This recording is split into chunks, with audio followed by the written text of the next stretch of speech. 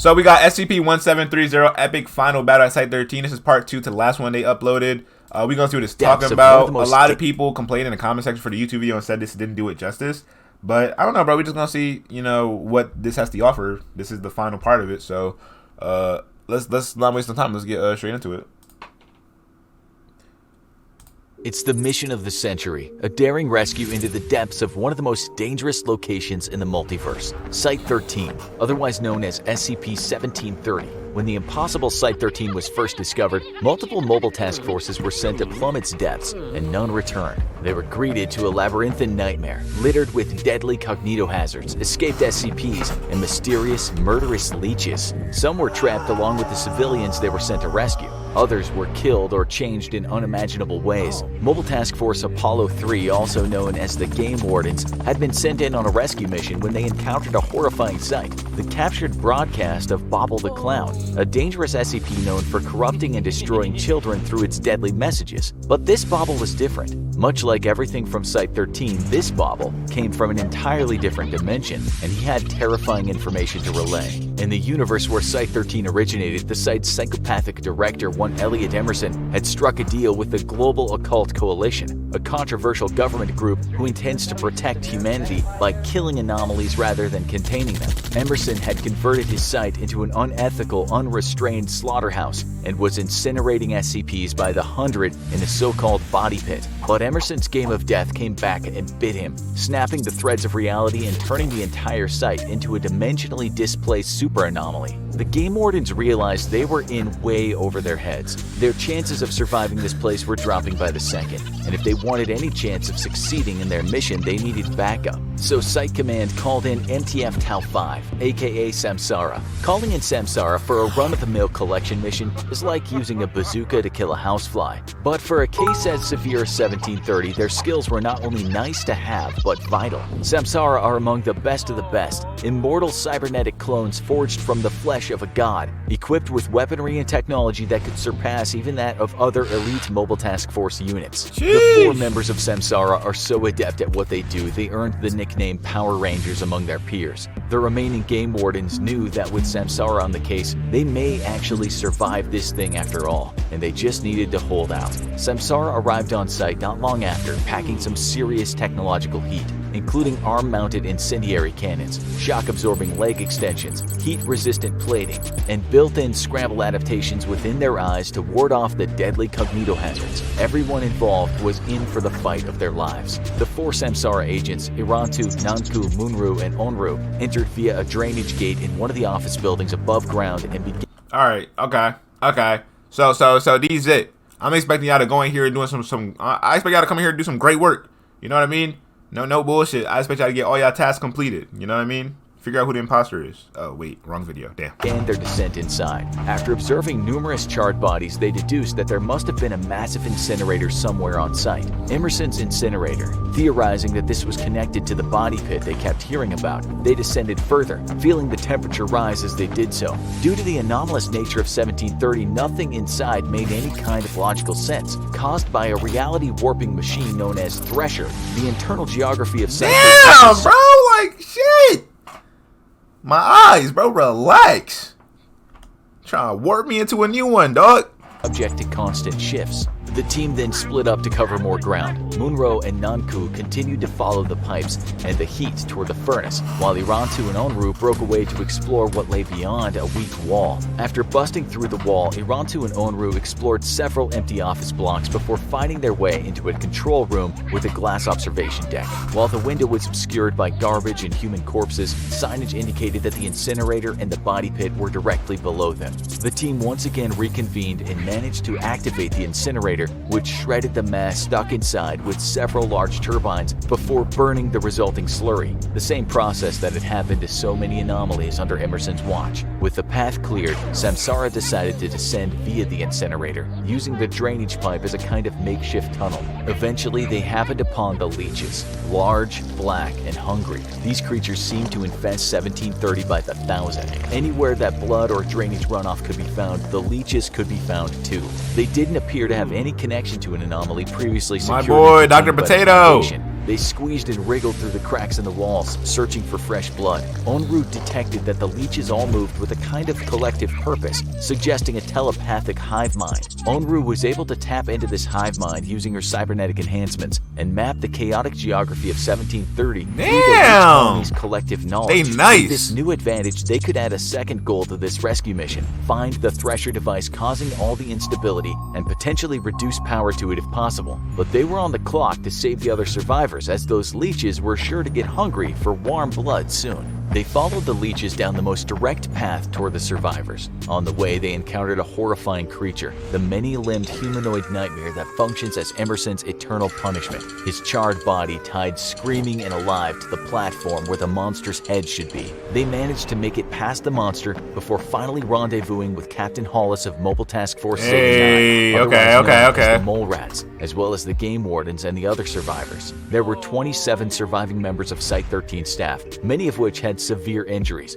making it even harder to transport them back to safety through the hazardous terrain. And to make matters worse, the leeches were back. The team quickly decided that the best route out of here was directly past the Thresher, where they could reduce power to the machine for just long enough to create a stable path of escape. Nanku opened fire on a horde of approaching leeches with a flamethrower, and everyone began running for their lives. It was a final make-or-break dash to safety. However, their advance was soon stopped by a strange robed creature drawing a cognitohazardous meme on the wall with its claws. When the team attempted to engage, it attacked, exposing additional deadly memes and the dangerous effects of its single white eye. And we're not talking about internet memes What here. is that, These bro? are symbols and information that are often deadly to even bear witness to.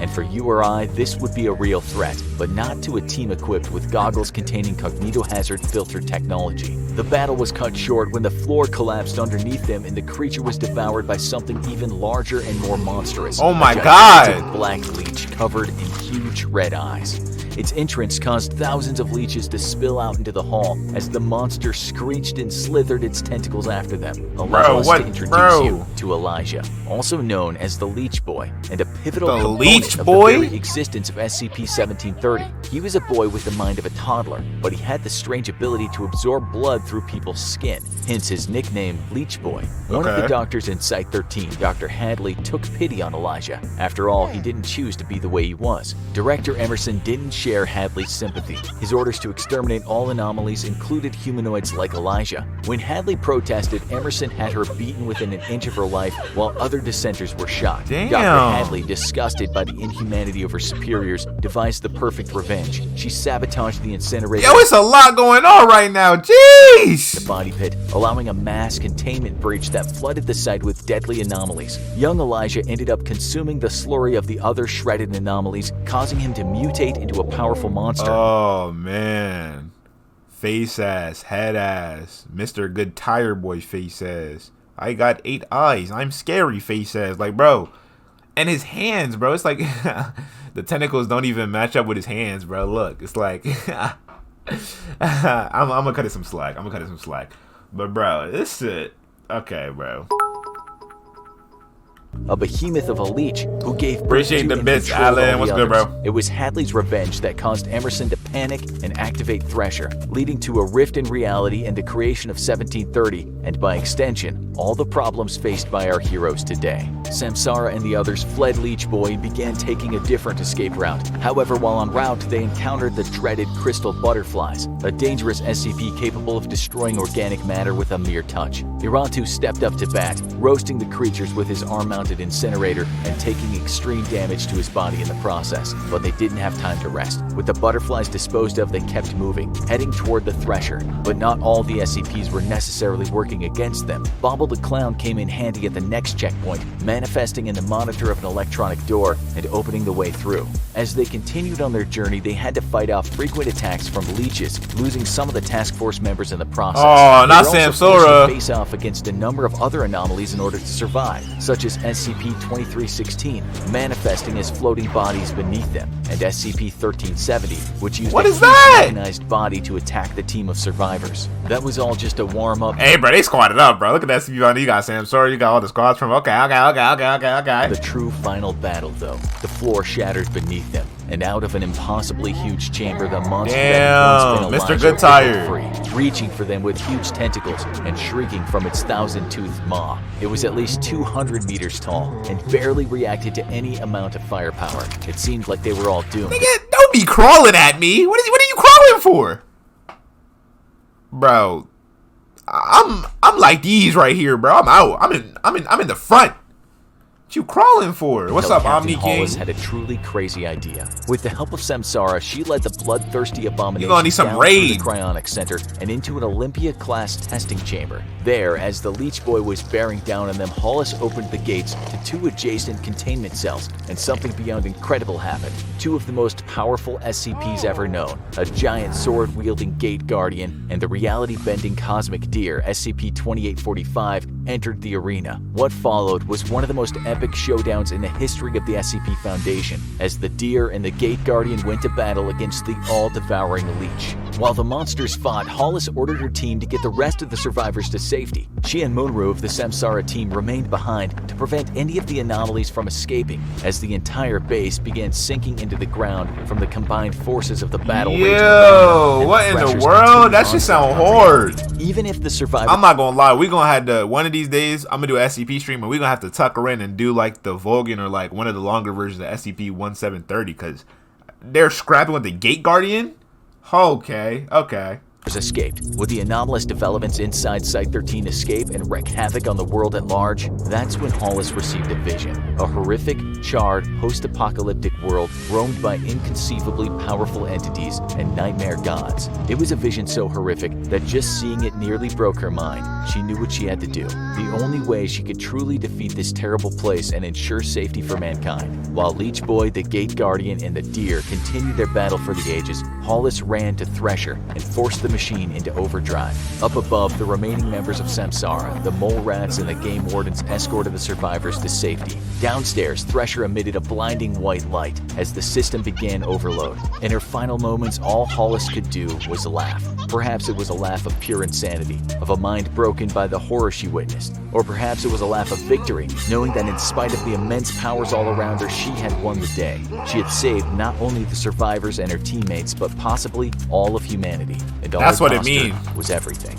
Outside, the survivors had reached a safe distance away when the entirety of Site-13 imploded in a final brilliant flash. When the dust cleared, SCP-1730 was gone. All that was left was an immense crater where the impossible base should have once been. Captain Hollis had done it. Through overloading the Thresher machine, she'd taken this anomaly out of the world the exact same way it had entered. It was torn from its moorings on our Earth and kicked in the infinity of space-time, perhaps never to be seen again, along with everything it contained. SCP-1730 was reclassified to neutralized. Of course, the Foundation would have plenty of other anomalies to pursue soon after, but the nightmare of Emerson's Site-13 was over once and for all. That's what it means to be a hero, dog.